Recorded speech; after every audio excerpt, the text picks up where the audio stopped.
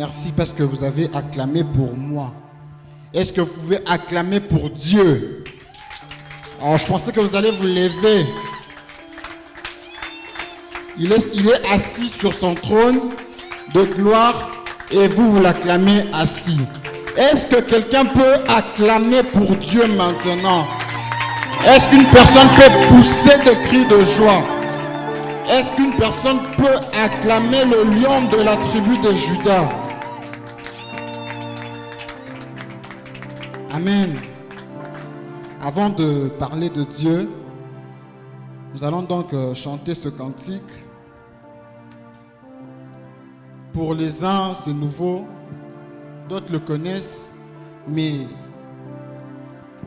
nous allons apprendre et nous allons prier et ensuite nous allons partager la parole du Seigneur.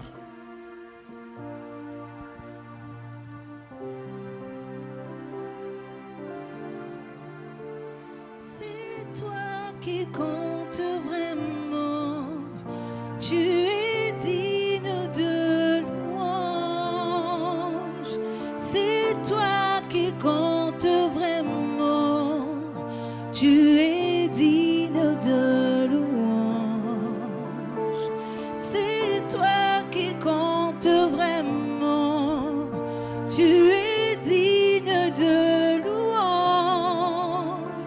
C'est toi qui compte vraiment, tu es digne de louange.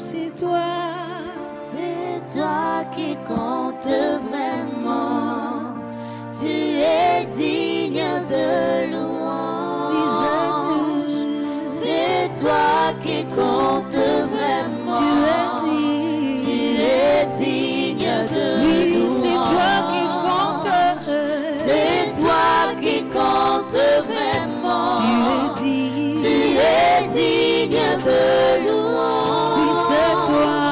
C'est toi qui compte vraiment, tu es digne de louange. C'est toi qui compte vraiment, tu es digne de louange. C'est toi qui compte vraiment, tu es digne de louange. Est-ce que tu peux en faire une prière personnelle? Dire Dieu, toi tu comptes dans ma vie. Je n'ai pas d'autre Dieu en qui mettre ma confiance. Je n'ai aucun espoir. Tu es le pilier qui soutient ma vie. Sans toi, je ne suis rien. Sans toi, je tombe. Sans toi, dans ma vie, je suis nul. Seigneur, ne m'abandonne pas. Tu es digne de louange en ce moment. Tu es digne de recevoir les mots venant de ma bouche. Tu es digne de recevoir mon adoration. Tu es digne de recevoir mon adoration.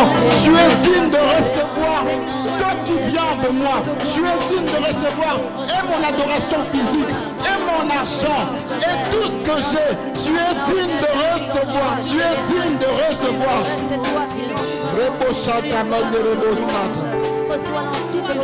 Tu es digne, Seigneur.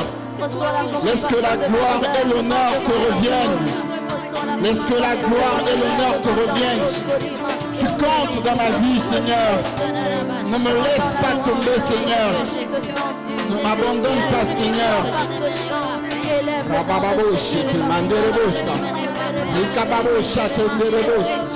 Tu es digne de louange. Tu es digne, Seigneur. Tu es digne. Tu es digne, Seigneur. Tu es digne, Seigneur.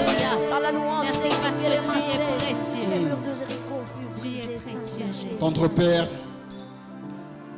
nous te rendons des actions de grâce pour ces instants. Seigneur, tu sais que je n'ai pas un bon lexique pour parler. Tu sais combien je suis timide pour parler devant les gens. Mais en ce moment, Père, je te prie de m'utiliser avec puissance. Au-delà de la personne que je suis, Père, je te prie de parler à ton peuple. Parle à ton peuple, Seigneur. Les personnes qui sont venues en ces lieux sont venues te rencontrer. Seigneur, donne cette parole qui va encourager. donne cette parole qui va changer. Et à la fin, la gloire et l'honneur te reviendra. Dans le nom puissant de Jésus, nous avons ainsi prié et nous disons Amen. Amen, merci. Nous pouvons prendre place. Nous avons 6 lectures à faire. Amen. Nous avons 6 longues lectures à faire. Pour ceux qui n'ont pas médité pendant la semaine, ça sera le bon moment pour lire. Amen. Ézéchiel chapitre 37, le premier verset au 14e verset. Ézéchiel 37, 1 à 14. Nous y sommes. Amen. Je peux lire. Nous cherchons encore. Amen. Après Lamentation, avant Daniel. 37, 1 à 14. Je lis au nom de Dieu. La main de l'Éternel fut sur moi, et l'Éternel me transporta en esprit, et me déposa dans les milieux d'une vallée remplie d'ossements. Il me fit passer auprès d'eux tout autour, et voici, ils étaient fort nombreux à la surface de la vallée, et ils étaient complètement secs.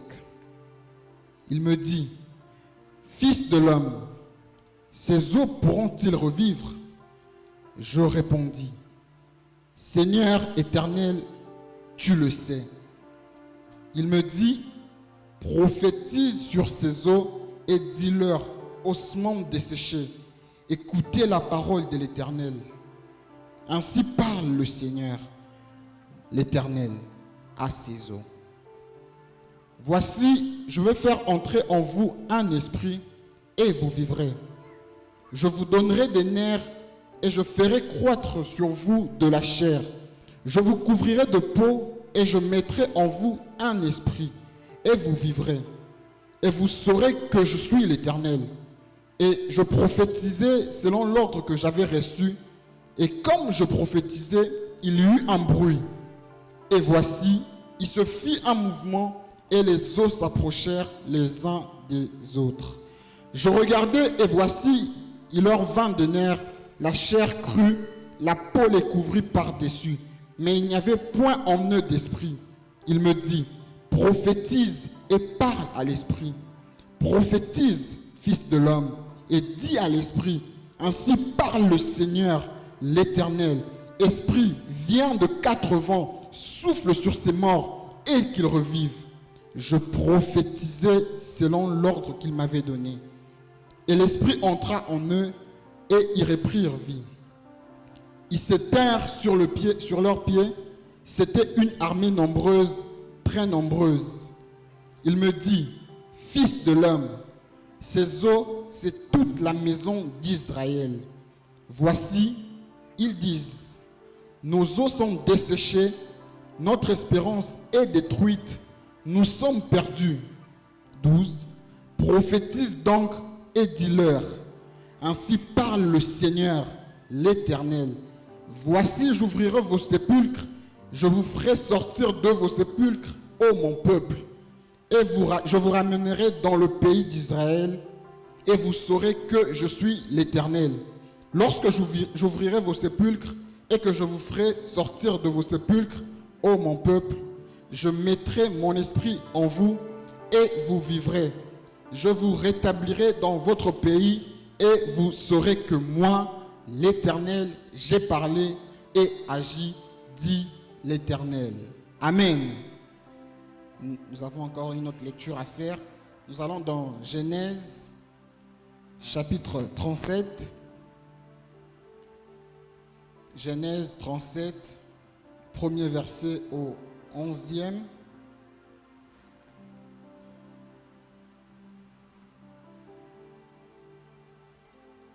Nous y sommes. Jacob demeura dans le pays de Canaan où avait séjourné son père. Voici la postérité de Jacob. Joseph, âgé de 17 ans, faisait paître les troupeaux avec ses frères. Cet enfant était auprès des fils de Bila et des fils de Zilpa, femme de son père. Et Joseph rapportait à leur père leurs mauvais propos. Israël aimait Joseph plus que tous ses autres fils, parce qu'il avait eu dans sa vieillesse. Et il lui fit une tunique de plusieurs couleurs. Ses frères virent que leur père l'aimait plus que tous, et ils le prirent en haine. Ils ne pouvaient lui parler avec amitié. Joseph eut un songe, et il le raconta à ses frères, qui le haïrent encore davantage. Il leur dit: écoutez donc ce songe que j'ai eu. Nous étions alliés des gerbes au milieu de champs, et voici ma gerbe se leva et se tint debout, et vos gerbes l'entourèrent et se prosternèrent devant elle. Ses frères lui dirent: est-ce que tu régneras sur nous? Est-ce que tu nous gouverneras? Ils le haïrent encore davantage à cause de ses songes et à cause de ses paroles. Il eut encore un autre songe et il le raconta à ses frères. Il dit: j'ai eu encore un songe, et voici le soleil, la lune et 11 étoiles se prosternaient devant moi.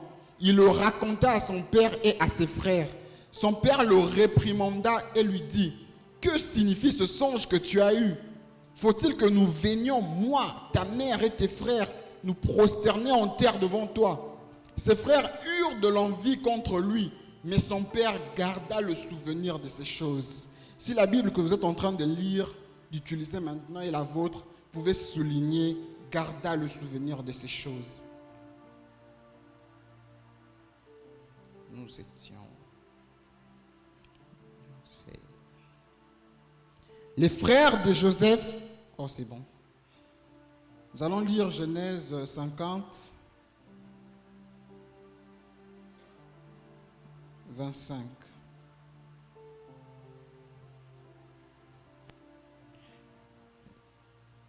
Genèse 50, 25. Joseph fit jurer le fils d'Israël en disant: Dieu vous visitera et vous ferez remonter mes eaux loin d'ici. Très rapidement, nous allons au dernier livre, Apocalypse 12, le premier verset. Apocalypse 12, le premier verset. Un grand signe parut dans le ciel, une femme enveloppée du soleil, la lune sous ses pieds et une couronne de 12 étoiles sur sa tête. Elle était enceinte et elle criait, étant en travail et dans les douleurs de l'enfantement. Jean 19, 36. Je vous avais prévenu que nous ferons vraiment la lecture. Jean 19, 36.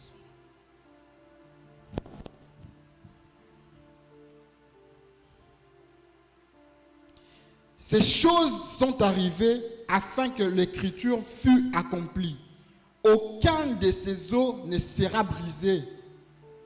Et ailleurs, l'écriture dit encore: ils verront celui qu'ils ont percé. Amen. Nous ferons la toute dernière lecture. Nous sommes dans Exode. Amen. Est-ce que vous êtes fatigué? Amen. Exode 12,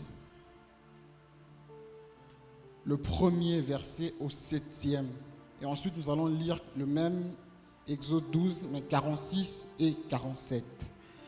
L'Éternel dit à Moïse et Aaron dans les pays d'Égypte: ce mois-ci sera pour vous le premier des mois. Il sera pour vous le premier des mois de l'année.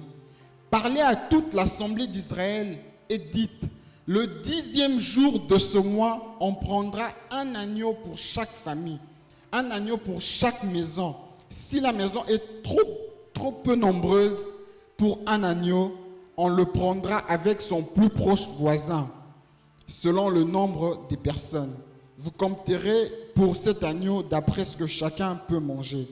Ce sera un agneau sans défaut, mâle, âgé d'1 an.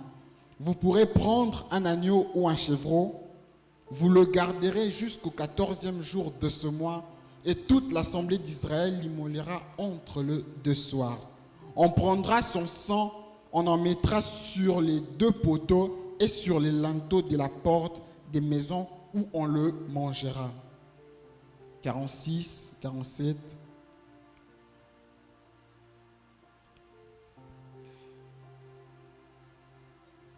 On ne le mangera que dans la maison. Vous n'emporterez point la chair hors de la maison et vous ne briserez aucun os. Amen. Amen. Nous avons fini la lecture.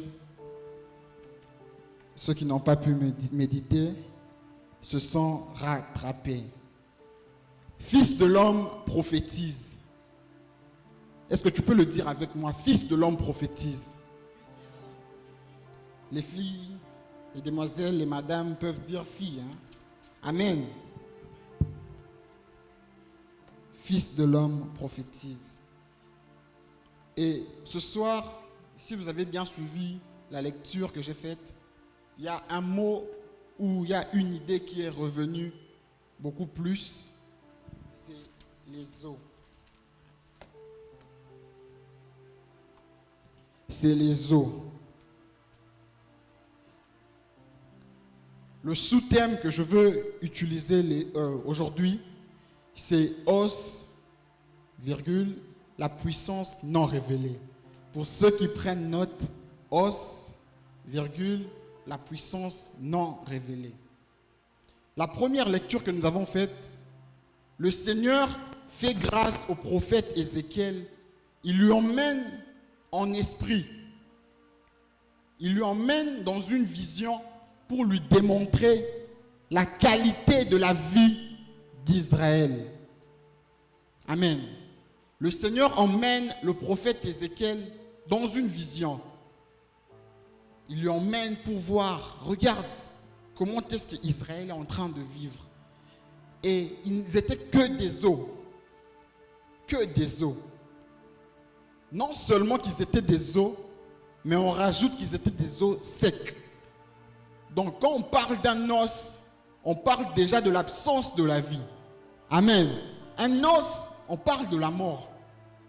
Le Seigneur était en train de lui dire, regarde comment est-ce qu'Israël est en train de vivre. Ils ne sont que des os. Amen. Et le Seigneur lui pose une question. Il lui dit, crois-tu que ces os peuvent revivre? Amen. Moi, à la place d'Ézéchiel, je me gratterai la tête. Parce que ce n'est pas facile de répondre à ces questions. Alors, j'aimerais te poser cette question aujourd'hui. Crois-tu que tu vas te marier?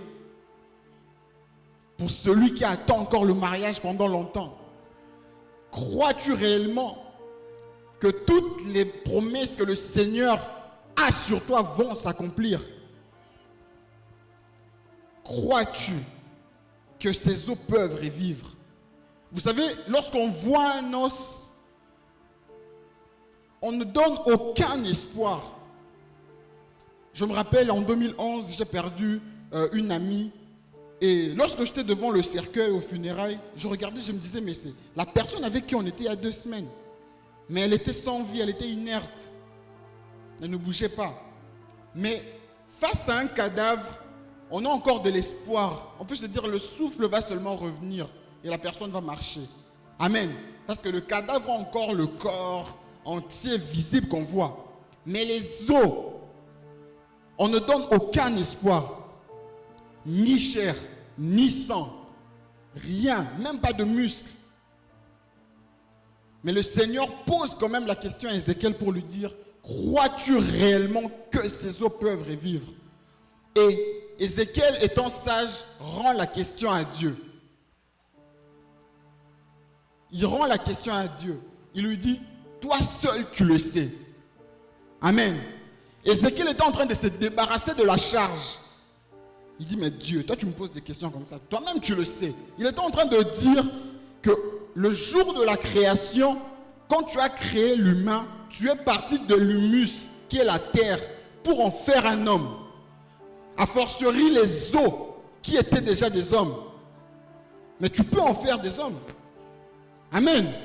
Tu es parti de rien, du sable. Tu en as fait des os, la chair, le sang. Et tu as soufflé. Et seulement les os qu'il y a déjà, présentement. Mais tu peux juste rajouter de la chair, des muscles. Amen. Alors j'aimerais te dire, lorsque le Seigneur te pose une question, crois-tu réellement que tu vas te marier? Réponds simplement, tu le sais. Tu le sais.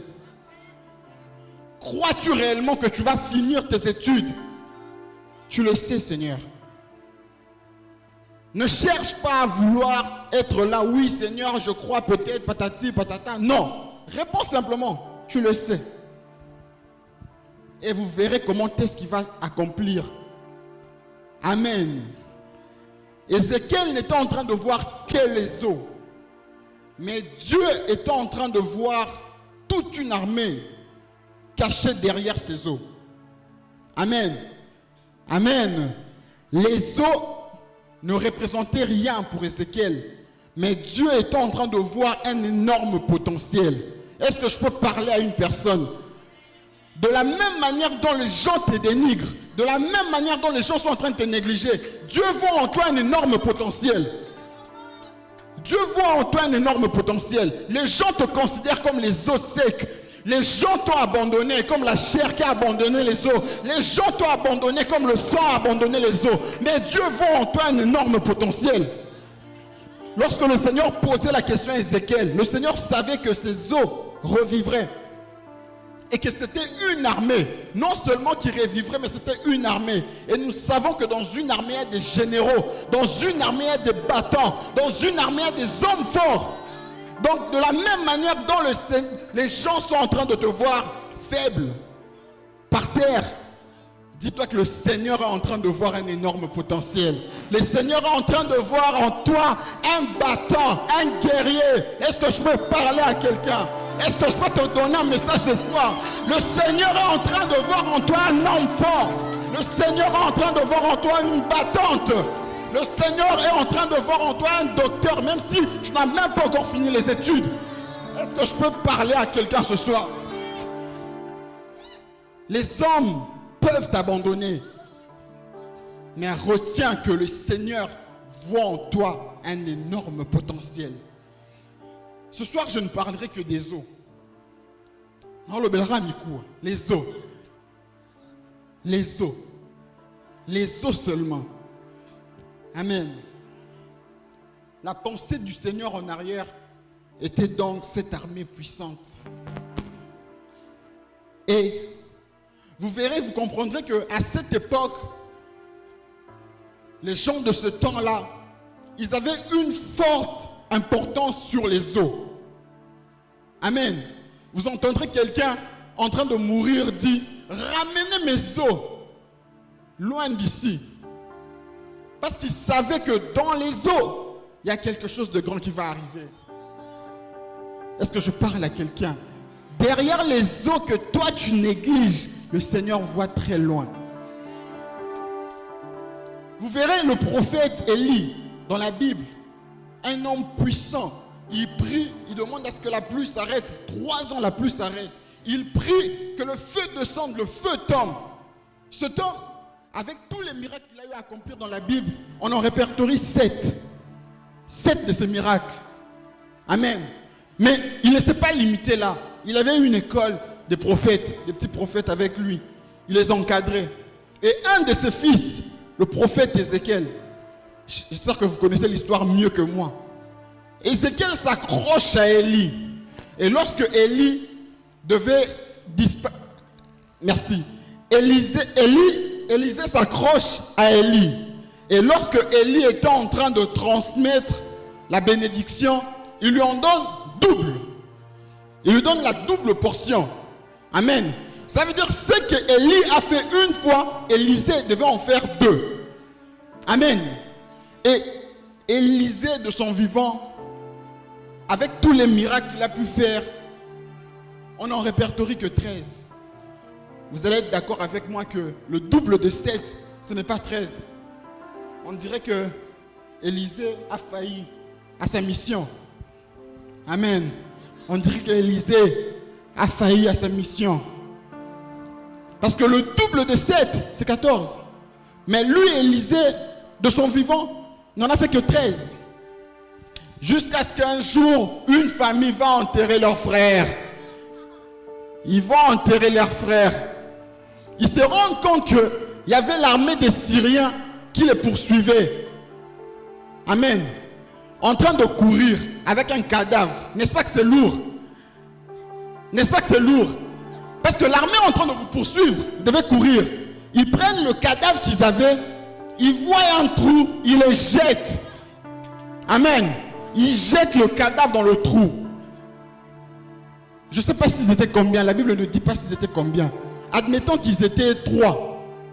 Mais lorsqu'ils se sont mis à courir, derrière eux, il n'y avait pas seulement les Syriens qui les poursuivaient, mais il y avait aussi le cadavre qu'ils avaient jeté.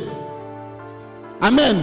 Le cadavre qu'ils avaient jeté était tombé dans le trou où était enterré Élisée. Donc vous allez être d'accord avec moi, Élisée mort 1 an plus tôt, il ne restait que les os d'Élisée. Donc au toucher des os d'Élisée, le cadavre a repris vie. Et le 14e miracle s'est accompli. C'est ainsi qu'on parle de la double portion. Amen. C'est ainsi qu'on parle de la double portion. Donc même si tes os, les gens ne les considèrent pas, dis-toi que dans tes os, il y a quelque chose de grand qui va arriver. Oh, il y a de la résurrection qui doit sortir de tes os. Est-ce que je peux parler à quelqu'un? Il y a la résurrection qui doit sortir de tes os. La résurrection est sortie des os d'Élisée. Élisée pouvait déjà mourir, mais ses os devaient accomplir le 14e miracle. Est-ce que je peux parler à quelqu'un?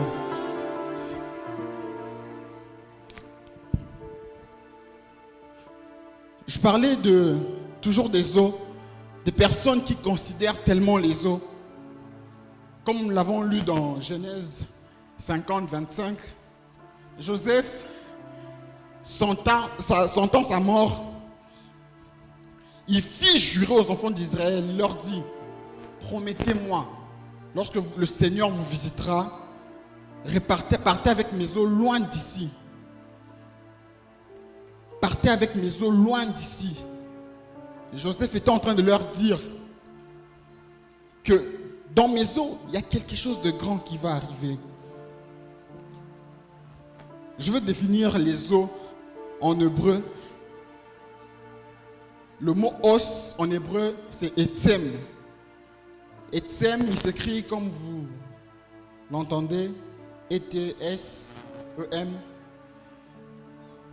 Il est dérivé de Atsam, A-T-S-A-M, qui signifie puissance. Atsam signifie puissance. Et Etzem lui-même, il signifie essence. Essence, pas comme carburant, mais comme objectif ou but pour lesquels une chose est faite. Amen. La deuxième définition de Etzem, c'est le vrai moi qui n'est pas encore révélé. Le vrai moi qui n'est pas encore révélé. Et c'est ainsi que Joseph, lorsqu'il demandait à ce que ses os partent, il disait, moi, ma mission, c'est arrêter ici. Mais dans ces os, il y a un vrai moi qui doit sortir. Amen. Et non seulement ça, le Seigneur avait des objectifs pour Joseph. Pour Joseph. Ce jeune homme de 17 ans, comme nous l'avons lu dans Genèse 37, ce jeune homme, il avait une forte grâce de Dieu. Il ne demandait pas ce que Dieu lui parle par des songes, mais le Seigneur lui donnait des songes.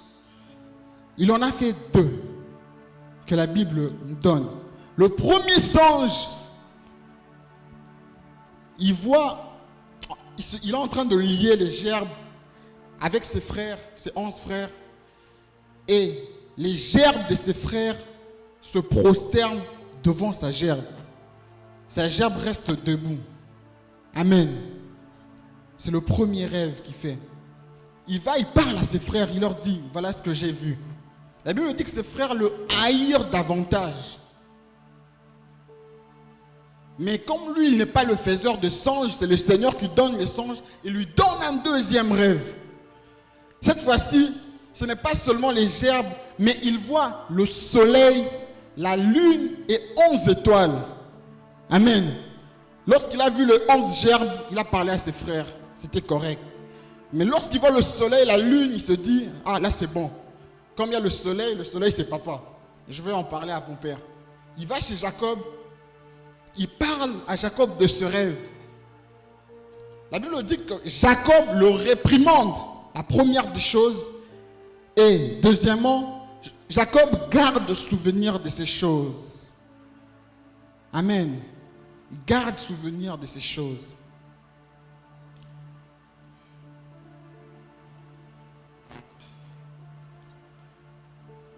Je vais ouvrir une très grande parenthèse.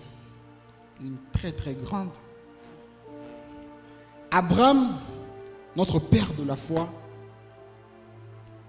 le Seigneur lui fait la promesse. Il lui promet, premièrement, une postérité, alors qu'il était stérile. Et deuxièmement, il lui promet une terre. Amen. Amen. Il lui promet une postérité et ensuite il lui promet une terre. Et un jour, le Seigneur demande à Abraham de sortir. Il sort, il l'emmène au bord de la mer. Il lui dit, est-ce que tu peux compter les sables que tu es en train de voir? Il dit, je ne peux pas les compter. Le Seigneur lui dit, c'est bon. Il dit, on y va encore. Il l'emmène pendant la nuit compter les étoiles. Il lui dit, est-ce que tu peux compter les étoiles que tu vois? Il dit, je ne peux pas les compter. Le Seigneur lui dit, c'est bon. Il lui dit, c'est telle sera ta postérité. Amen. Vous allez être d'accord avec moi que le Seigneur est en train de parler des deux générations, des deux types de postérité. Amen. Amen. Le Seigneur est en train de lui montrer le sable et les étoiles. Ce n'est pas la même chose. Il parlait de deux choses. Il lui parlait du sable comme la postérité physique venant de lui. C'est ainsi qu'il eut Ismaël, Isaac, et de Isaac il eut Jacob, Ésaü, les 12 tribus, et Ismaël alla former aussi son peuple. Et aujourd'hui, nous avons les chrétiens, les musulmans, les descendants d'Abraham. Amen. Et ils ne pouvaient pas les compter parce qu'ils sont nombreux. Parce que si on veut seulement compter les juifs, ils sont déjà nombreux.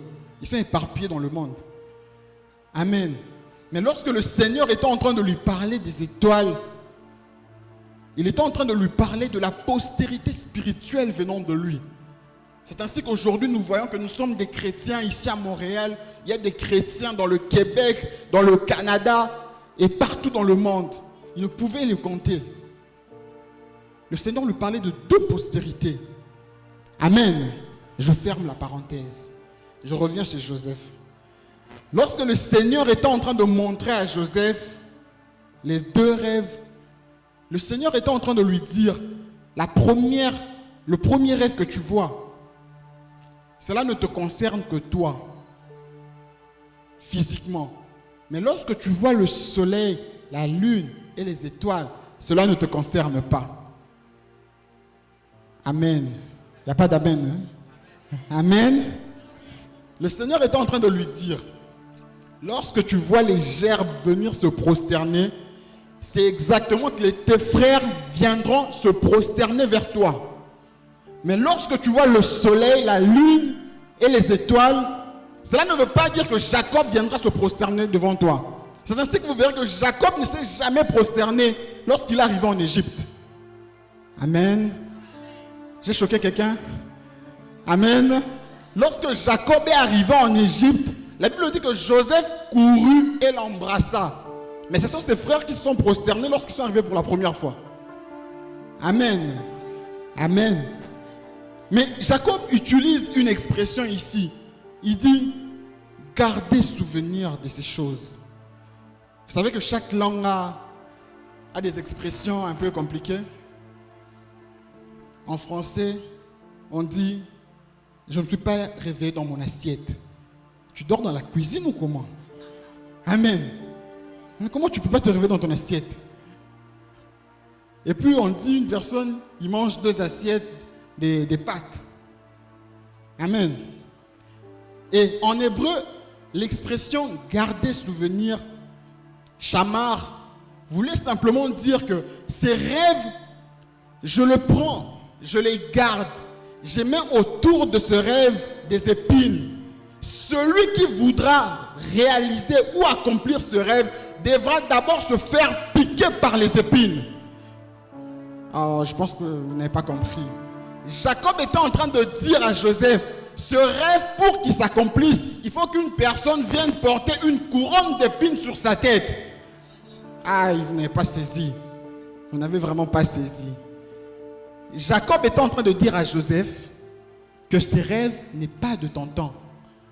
Mais celui qui doit l'accomplir doit accepter de porter une couronne d'épines. Jacob était en train de parler de Jésus. Amen. Alléluia.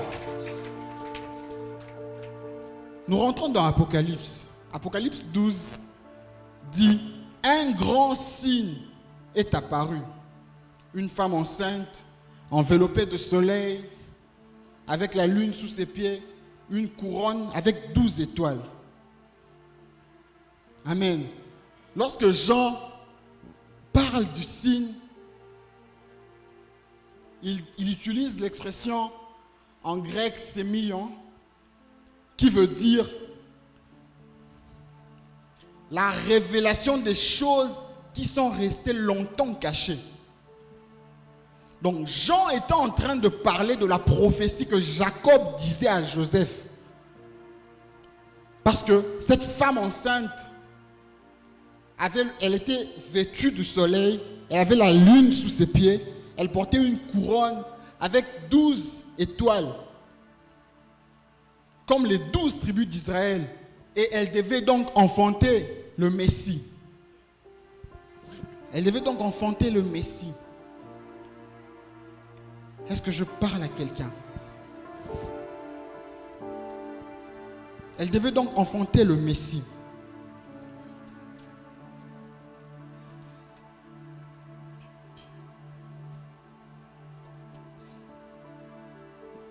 Un jour, le Seigneur, il prend un monsieur que nous connaissons très bien, Moïse.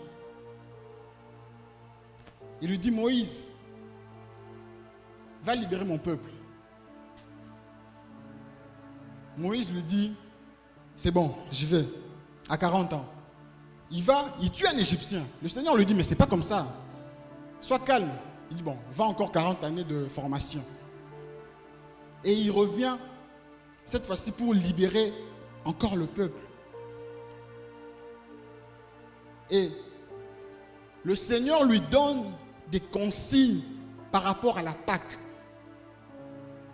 Il lui dit, ce mois-ci, comme nous l'avons lu dans Exode, sera considéré comme le premier mois. Le 10e jour, vous emmènerez un agneau mâle de 1 an. Amen. Vous allez le présenter chez les sacrificateurs. Vous allez le présenter chez les sacrificateurs. Ensuite, vous le garderez jusqu'au 14e jour. Vous le tuerez entre les 2 soirs. Amen. Nous l'avons lu dans Exode. Amen. Vous le tuerez entre les 2 soirs. Vous le mangerez. Vous allez manger dans la maison. Mais il donne une dernière consigne. Il dit, aucun de ces os ne sera brisé. Aucun de ces os ne sera brisé. Cette histoire de la Pâque est restée longtemps inexpliquée. Mais le Seigneur précise, il dit, un agneau mâle d'1 an. Amen. Un agneau mâle d'1 an. Il y a un jeune homme dans la Bible de 30 ans, mort à 33 ans, qui est venu sur la terre. On l'appelle l'agneau. Amen. Vous savez de qui je parle? Moïse dit, le Seigneur dit à Moïse, un agneau d'1 an. Or, l'âge avec les animaux, ce n'est pas comme nous les humains. Lorsque l'agneau atteint 1 an, l'agneau devient mature. L'agneau devient mature. Mais chez les hommes en Israël, ils devaient avoir entre 25 et 30 ans pour être mature. Entre 25 et 30 ans. Déjà qu'il était mâle, c'était un homme. Le Seigneur dit, le 10e jour, emmenez-les chez les sacrificateurs. Lorsque le Christ atteint 30 ans, il va se présenter chez Zacharie, chez Jean-Baptiste. Amen. Jean-Baptiste, fils de Zacharie, qui était sacrificateur. Amen. Jean-Baptiste, fils de Zacharie, qui était sacrificateur. Le sacrificateur devait se rendre compte de l'état de l'agneau. Il devait voir s'il est en bonne santé, s'il est bon pour être offert comme sacrifice. Et lorsque Jean regarde, il dit, voici l'agneau de Dieu qui ôte le péché du monde. Jean était en train de se rendre compte de la qualité de l'agneau qu'il devait offrir. Amen. Il a vu qu'il était sans défaut. Il n'avait pas de tache. Amen. Il y a une autre chose qui arrive. Le Seigneur précise, il dit, vous allez le tuer entre les 2 soirs. Entre les 2 soirs, c'est chez les Hébreux, le premier soir, c'est à partir de midi. Midi, le premier soir, et à 18h, c'est le deuxième soir. Vous allez être d'accord avec moi sur la montre. Entre 12h et 18h, c'est 15h qui est au milieu. 15h qui est au milieu. La 9e heure chez les Romains. Amen. Notre agneau a 1 an, il est mature, il est présenté chez le sacrificateur. La Bible dit qu'on le gardait le 10e jour. On l'emmenait le 10e jour. On le gardait le 11e jour qui faisait 1 jour. Le 12e jour, 2 jours. 13e jour, 3 jours. Et le 14e jour, il ne faisait pas une journée entière. On le tuait entre les 2 soirs. Et le jour où Jésus s'est présenté chez Jean-Baptiste, il ne pouvait faire que 3 ans et demi. Parce qu'il était là. La première année, la 2e, la 3e année et la 4e année, il ne l'a fait pas en entier. Parce que ce jour-là, entre les 2 soirs, il était sur la croix en train de crier, tout est accompli. Tout est accompli. Amen. Je reviens avec Joseph. Lorsque Joseph dit, ramenez mes os, il était en train de dire, les objectifs que le Seigneur s'est assigné avec moi, il ne les a pas finis. Mais il va l'accomplir avec une autre personne. Il voulait dire simplement, si vous voulez comprendre celui qui vient après moi, étudiez donc ma vie. Joseph était en train de dire, de la même manière dont moi, dans la maison de mon père, je régnais, mon père m'a fait une tunique unique. Lui aussi, il est en train de régner avec son père dans le ciel. Amen. Joseph était en train de dire, comme mon père m'a envoyé vers mes frères, mais mes frères m'ont rejeté, lui aussi son père l'enverra vers les siens, mais les siens vont le rejeter. Amen. Joseph était en train de dire encore, lorsque mes frères vont me rejeter, ils vont me jeter en Égypte. Et lui aussi, lorsque ses frères vont le rejeter, ils vont le jeter dans le monde. Amen. Amen. Joseph est en train de dire, étudiez donc ma vie pour comprendre celui qui vient. Pour comprendre celui qui vient. Il est en train de dire, moi, dans la maison de Potiphar, qui est chef de l'armée, qui m'a donné tous ses biens, qui m'a confié tous ses biens sauf sa femme, et que sa femme a voulu que je me plie à ses principes. Je suis sorti de sa maison sans manteau, sans ma tunique. Lui aussi, il sera entre les chefs d'armée, mais il sortira de leurs mains sans manteau. Moi, sorti sans manteau, je veux me retrouver dans une prison. Lui aussi, sans manteau, il se retrouvera dans une prison appelée le tombeau. Amen. Joseph est en train de dire, étudiez donc ma vie et vous comprendrez la vie de celui qui vient après moi. Joseph, dans la prison, il a expliqué deux rêves. Celui de l'échanson et celui du panetier. Le panetier sert le pain au roi, l'échanson sert le vin au roi. Arrivé chez le panetier, il lui dit, dans 3 jours tu mourras. Il va chez les chansons, dans 3 jours tu seras restitué. Et le Christ aussi était en train d'expliquer ce rêve. Amen. Il vient, il prend le pain, comme le panetier qui sert le pain au roi. Il dit le pain sera rompu, le pain sera coupé. Mais lorsqu'il prend la coupe, il regarde, il soulève. Aïe, aïe, aïe, aïe, aïe. Alléluia. Autant que les chansons étaient restituées, c'est le sang qui crie en notre faveur. C'est le sang qui nous rachète. C'est le sang qui nous purifie. Alléluia. Je reviens avec notre agneau qui est déjà offert. Je vous ai dit que le mot os voulait dire la puissance.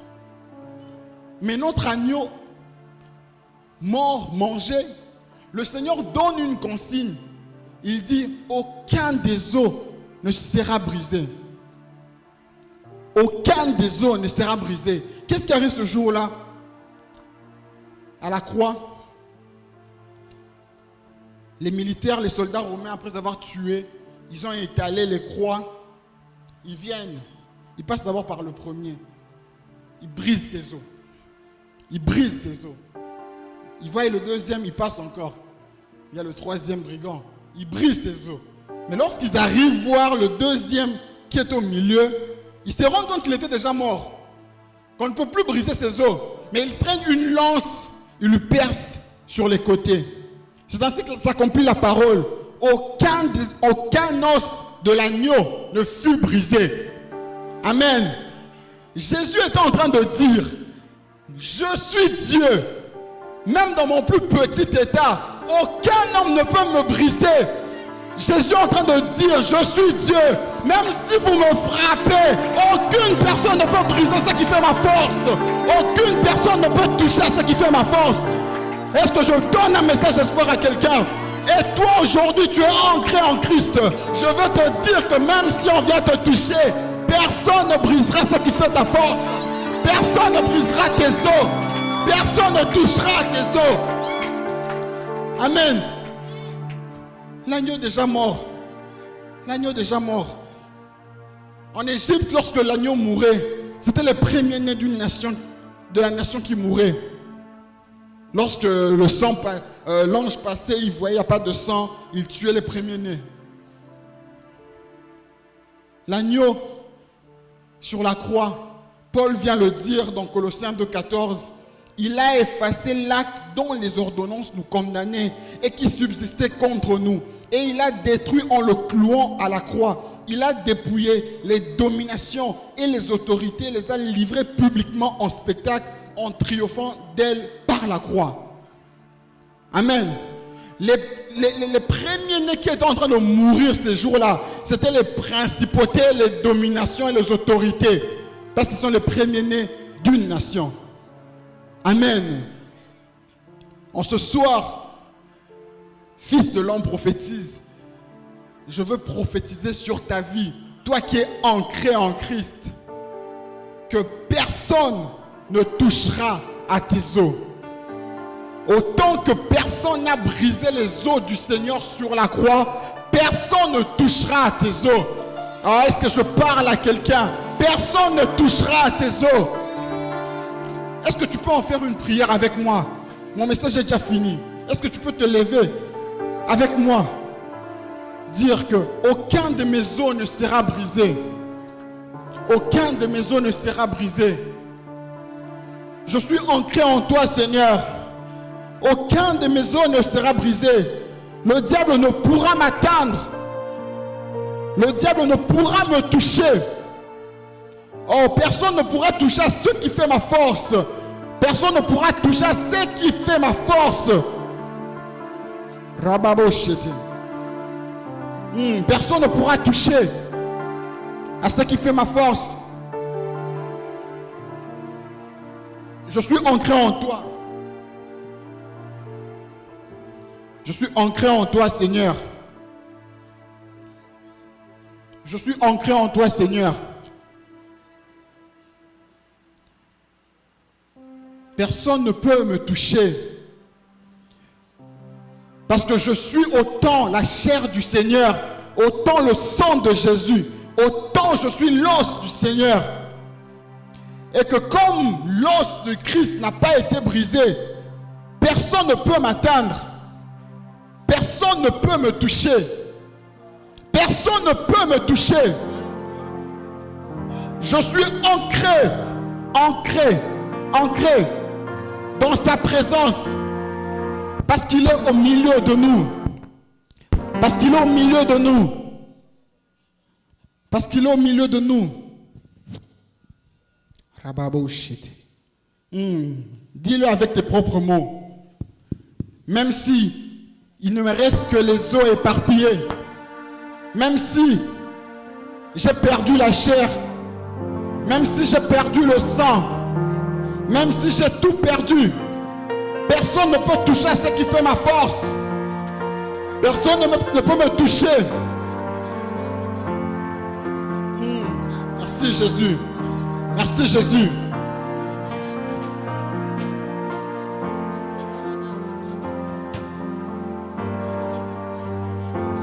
Nous allons chanter ce refrain. Nous allons chanter ce refrain. Et ensuite nous allons encore prier.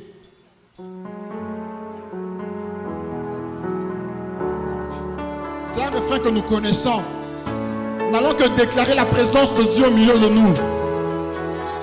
Nous n'allons que déclarer la présence de Dieu qui est au milieu de nous maintenant. La présence qui nous fortifie.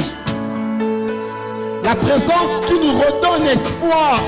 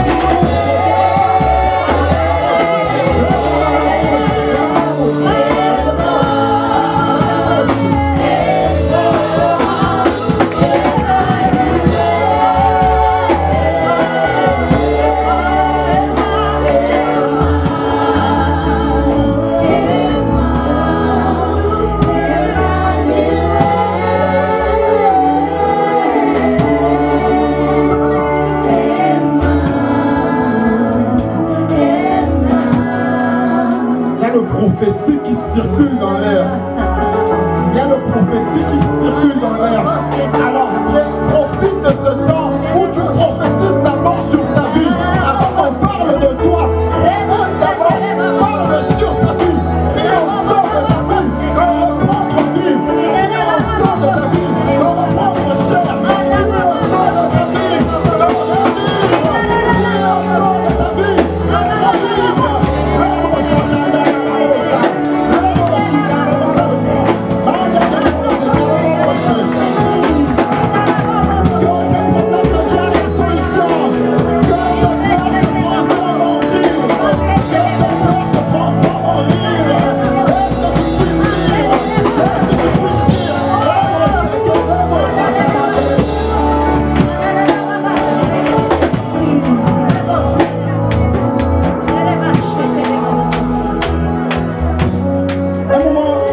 Ézéchiel est en train de dire, je prophétisais selon l'ordre reçu.